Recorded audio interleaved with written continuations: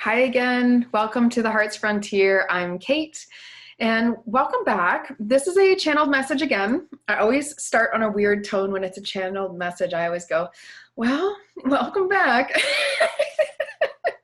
This one isn't ominous at all. This one feels so light today, and I just thought I'd pop on and share some of the energy that I'm tuning into. And yeah, it's almost like if there's too much heaviness in me that needs to be released and shared outwards to you, then I come on here and I make sure that, I clear some of that. And when there's a lot of goodness in me, I also want to share that with you. I want you to have some of this as well. So I was guided to come on here and say, remind them that it's all about love and it's easy. So love is the name of the game, name of this reading today. Love is the name of the game, and it's easy. It's easy. There's no rules, and somehow you can still win. Love, love, love. Been hearing a lot of Beatles lyrics in my head recently, so I don't know if anyone here has been listening to the Beatles and whether that's also playing in your mind a lot. So different songs like, Love Is All You Need was the one jumping in just now. Okay, so we have divine passion. We also have dance, which is celebration. New moon, promise, which to me is about furthering commitment in some way. And then desert, vision quest. So I'm feeling a lot of really, really high energy, really very connected ideas about love. So there's a surprisingly decent number. A surprisingly decent number for you to, this is gonna be confusing. There's a good number of people in this collective, in the world right now, who have a really smart, stable, and sensible idea of what true love is like and how it's meant to be given freely and offered to people as often as we can and as fully as we can, even if that sometimes means putting in loving boundaries, right? But this focus is really about how you can understand how and I'm getting a really itchy finger, so if itchiness has been a part of your story lately, pointing something out, when you're pointing stuff out, it's feeling uncomfortable. So when you point out how someone else could love more fully, even if you're just pointing it out, you're not even realizing that you're being so blatant about their lack of love in a situation, and it's causing them to really stop and rethink their actions, and they actually feel a little bit triggered and a little bit insulted by you, I'm hearing. So you're coming from a lot of high ideas in a good way. They're important, high vibrational ideas. They're basic values that you feel people need to be living by, and by you modeling them or speaking out the truth behind them, it's causing people around you to really reflect on whether they're acting from love or not. And that's actually triggering for you. So as much as it's triggering for them to feel like they are losing some of their identity, what I'm meant to come on and speak to you about is actually how you're feeling in all of this. So that's a tough role to play. Someone who understands the beauty of true love and how we're all capable of meeting one another in that space, like the whole idea behind yoga, why someone would say namaste, the whole idea, behind loving thy neighbor and really feeling as though we are one with everyone. And thus we have a duty to value, appreciate, respect, and honor everyone. There are a lot of people who are not able to live from that mindset yet, for many reasons. Some people will not even be able to live in that mindset, in that mind state throughout their life. And that's very hard to watch for you. You as a loving being would like everyone to be able to feel and experience the depth and not intensity, just the depth and the realness to which you personally experience love. And that is a really great gift. Like, to imagine as though you could give everyone that ability, like that would be so lovely, right? The highest place of love inside of yourself, you wish that everyone could live more fully just from that place. Like, that is such a beautiful idea and such a beautiful thing. And you can sit and focus on that, and that actually might bring you some comfort, because I know it sounds like a silly idea, but I think it is a type of prayer. We're wishing well on people around us. However, the reality and this 3D and the external, there's still a lot of harsh truths for you. It's actually challenging just to look at the ways that people hold themselves back from. So the ways that people feel limited in their love. It's meant to be quite an expansive, ever-reaching thing, and we take it quite seriously as humans today. So I'm being told to remind you of your ancestral heritage of celebration, when you felt close and when you felt in love and when you felt you needed to heal, you danced. And so it's time to sing and dance in some way and celebrate the feeling of love that you are connected with. Oh, this is making me so happy, emotional. Yeah, it's really important that many people within this collective right now watching are getting back to the true nature of things. Your mind has been really, really actually appropriately allowing you to notice some of these shifts within yourself and this growth that you've been experiencing. I'm going to say you've been through a few dark night of the souls, and you've been ascending for a long time to finally get unlayered and unlayered and unlayered and really feel like you're acting more from your heart than ever before. I don't feel like you're there yet, because I feel like we can always be finding ways to get more and more to our heart center. I suppose that's the name for the heart's frontier, right? It's like, how much further can we go beyond our heart, within and without?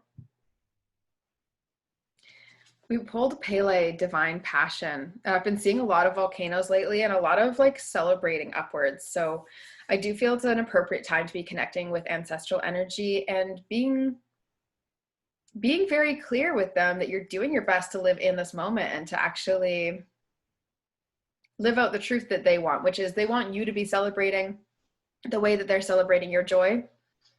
They're happy that you're here and getting to play in this playground around you. So it says, be honest with yourself. What is your heart's true desire?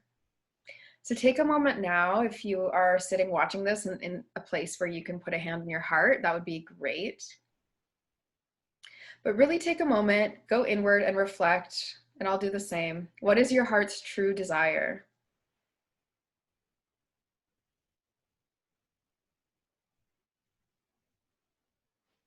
Keep it simple, keep it powerful.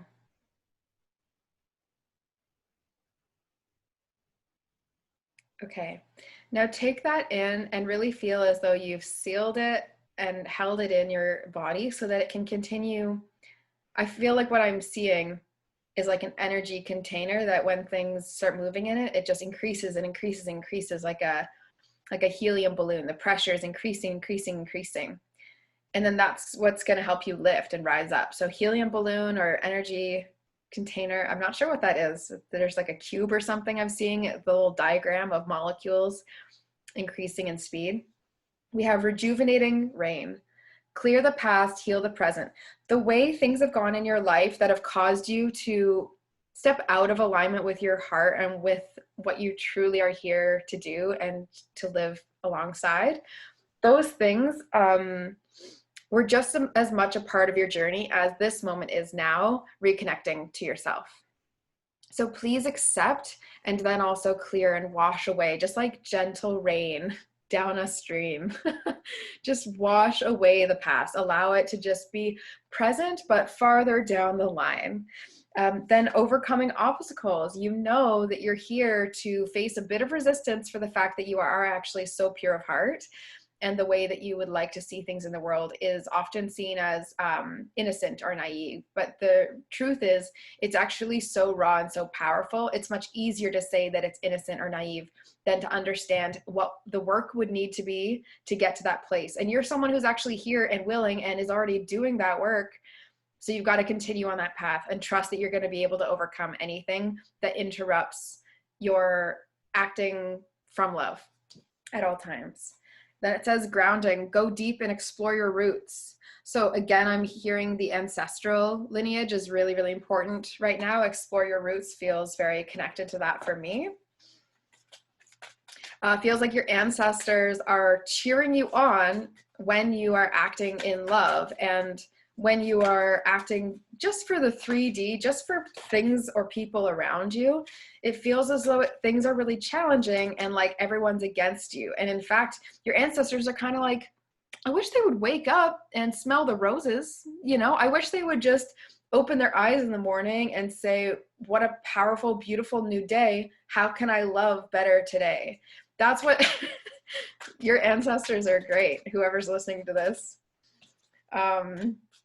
I'll share this that happened recently for me. I had some of my ancestors come through, and they're a little bit straightforward with me. I'm not sure if it's just because of like the Scottish aspect of one of them, but it was very clear that one of them specifically was coming through very clearly to say to me, listen, I see what you're doing here. You're doing a great job at enjoying yourself. And I said, well, yes, I guess I am. But I really feel as though I need to be doing more. Here's where I feel I need to be doing more. And for some reason, I felt like I needed to lay out my plan of work because I love my work. And so I thought maybe I need to lay out my plan of this healing work to show this ancestor how it sounds ridiculous now. Dream me doesn't always understand really how to interact with these situations. So I was like, here's my plan of how I'm going to continue living out my truth and living from love and being so happy. And he smacked them away. He smacked them away. And he was just like, well, that just goes against everything I just said. And I felt so silly. But the thing is, in that moment, that was exactly what I needed to hear, right? Whatever this was that I try to orchestrate, this is how I'm going to continue being happy and figuring out my life and, you know, living in the moment, is a total distraction from doing exactly that which he was celebrating me for already, which I must be doing well if he's coming down here just to say that. So an important ego check from ancestors recently. I hope that helps you, or that you maybe you can relate. You've had a similar connection with your ancestors. If you haven't, I highly encourage it. It's very useful interactions, I've always found. So then we have Waterfall, effortless, and this is what I'm feeling. This is the new chapter for you and these pure-hearted lovers of the world. Is as soon as you do a little bit of that. No, not as soon. Just this is what's next. There's no steps. There's no like demand. Okay, very clear. I guess that's why the ancestor story needed to come through here. I was going to give you more steps. Not needed. We have dragonfly emergence. So we have waterfall and dragonfly. So let things really be as easeful as connecting to love feels, right? The truth behind the matter is it's a lot easier than we make it out to be. And it's the safety to which we feel to continue expressing that is actually our challenge. Emergence to me is speaking about this heart-centered emergence. So it feels as though this group, you're actually going to, I was seeing a meme show up online recently that said something like, you know, needing to introduce yourself after a year because you've changed so much in that year. It's not a very clever, however I just said it, but if you've seen it, then you know, and this will resonate with you. So it's about changing so much that you're actually so much yourself. It's honestly strange for other people to see you so like yourself, but you can feel relaxed in that and you can feel calm and you can just meet them with love. And to be honest, all the right people will understand, recognize, and appreciate they're seeing you totally in your truth, and they'll feel drawn towards you, and thus that emergence appears, right? By just resonating exactly how you've found yourself and how you feel you're meant to share yourself with others. It's going to feel that effortless emergence that other people just can't help but take notice and shift themselves more to that place within themselves. And so you're causing a really beautiful, loving, love-filled ripple effect on the world. And I would just like to thank you for doing this work in your life. The effort of returning to your own heart is the effort of healing the heart of the world. So thank you, thank you, thank you, thank you, thank you. And let's continue doing that. So hope to see you soon. If you'd like to book a reading with me, as always, my stuff's down in the description box. And I hope this reaches your heart and has reached you well. Take care.